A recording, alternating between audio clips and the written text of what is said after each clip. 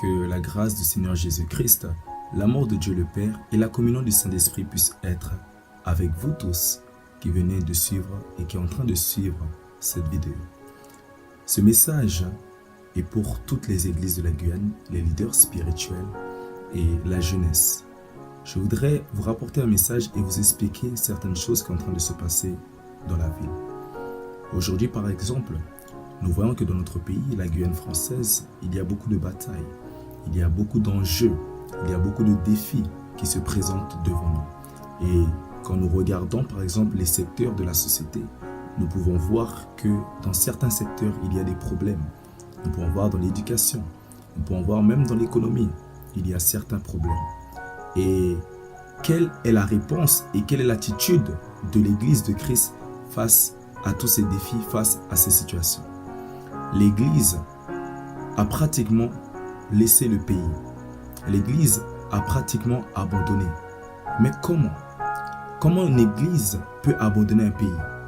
C'est quand nous commençons à voir qu'il y a des problèmes dans le pays de cette envergure.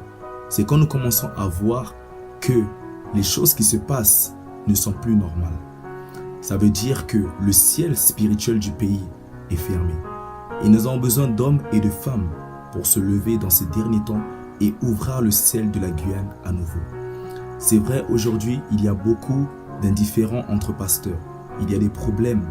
Mais le temps arrive que nous devons combattre pour un seul but qui sont les âmes et pour notre pays qui s'appelle la Guyane. Nous avons tous besoin de Jésus-Christ. Et c'est seulement Jésus-Christ qui peut changer toutes les situations des secteurs de la société. C'est pour ça, je parle à toi mon frère, je parle à toi ma sœur, je parle à toi mon bien-aimé pasteur, je parle à toi prophète et prophétesse, que Dieu te bénisse abondamment. Mais le Seigneur veut en ce moment que nous nous levons dans le jeûne, dans la prière pour notre pays. Il faut des hommes et des femmes qui ont l'amour pour les âmes, des jeunes personnes, des jeunes filles, des jeunes garçons qui souhaitent donner leur vie pour les âmes dans la prière et dans le jeûne. Et quand nous allons faire cela, nous allons voir un changement. Parce que le changement, ce n'est pas premièrement physique. Le changement, c'est spirituel.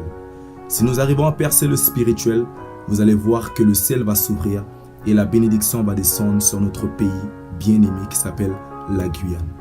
Église, que Dieu vous bénisse abondamment. Et je prie le Seigneur pour que Dieu lève une jeunesse dans sa parole.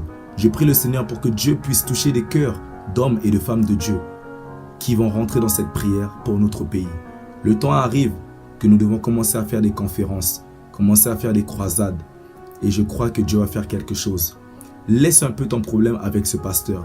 Laisse un peu ses problèmes doctrinaux. Et commence à te rassembler pour prier pour que les âmes soient touchées. Que Dieu vous bénisse abondamment.